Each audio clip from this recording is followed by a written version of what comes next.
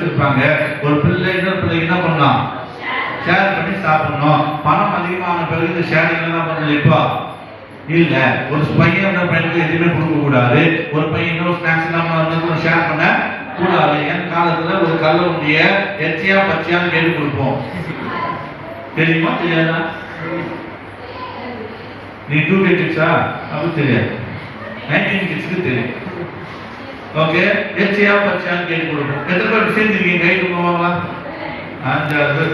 அப்ப மீதி பேர் தெரியல. எச்சியா பச்சையானா என்ன அர்த்தம்னா கடிச்ச சைடு வேணுமா, நாங்க துணியில வச்சு கடிப்போம்.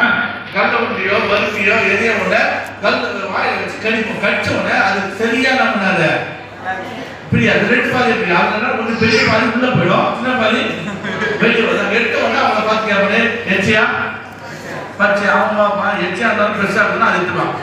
இல்ல வாங்க பச்சை எடுத்துப்பான். நான் சொல்ல புரியுதா? இப்படிதான் நாங்கள் ஷேரிங் பண்ணுவோம்.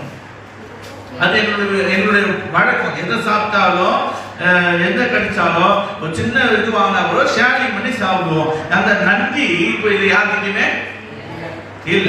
தகப்பன் சாப்பிட்டது கூட புள்ள சாப்பிட கிடையாது. நான் சொல்ல கருத்து தானே? ஐய நீ இதே எனக்கு இருக்குது கொடுக்குற அன்பு. அன்பு பூர்ணமாய் மாறல. அன்பு ஒரு ஏளனமாய் மாறிடுச்சு. அன்பு அது ஒரு கட்டாயத்தோடு தள்ளப்படுது. அன்பு ஒரு குறிக்கோளை வைத்து போய் கொண்டிருக்குது. அப்படி இல்லைங்க. அன்பு பெரிய காரியம் செய்யும். துதிக்கிறவங்க கிட்ட இதெல்லாம் மாறுதல் உண்டாகி கொண்டே இருக்க வேண்டும். ராமன் சொல்லுங்க பார்க்கலாம். அல்லேலூயா அல்லேலூயா. நீங்க வாசிக்கிற இந்த வசனத்துல அழகா சொல்லுகிறது, நீங்கள் மற்றவர்களோட ஷேர் பண்ணணும். அடுத்தது அப்படியே வாசிக்கிற வசனத்தை விட்டு வசனத்துல இருந்து 4 இருந்து 7 வரைக்கும் இல்ல. வீட்டுல உம்முடைய வீட்டில் வாசமா இருக்கிறவர்கள் பாக்கியவான்கள். அவர்கள் எப்பொழுதும் உம்மை துதித்துக் கொண்டிருப்பார்கள். உம்மிலே பலன் கொள்கிற மனுஷனும் தங்கள் இருதயங்களில் செவையான வழிகளை கொண்டிருக்கிறவர்கள் பாக்கியவான்கள். கவனிங்க, உங்க இருதயங்களில்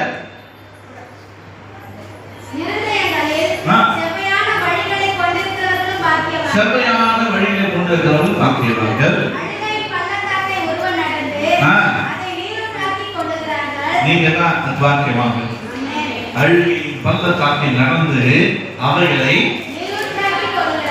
அப்ப அழுகையின் பள்ளத்தாக்கு கண்ணீர் விட்டு தான் வைத்தாங்க. ஏறி மாதிரி ஆயிடுச்சு, குளம் மாதிரி ஆயிடுச்சு. ஆனா அதுல இறங்கி இனமாக்கின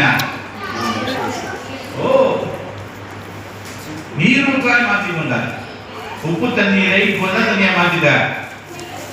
அப்போ ஜெயம் என்ன சொல்றதுன்னா கண்ணை துதிக்கிறதும் சில துதிக்கும் போது கண்ணை தண்ணி வரும். அதை பற்றி கவலைப்படாது. நம்ம அழுகையின் பள்ளத்தாக்கை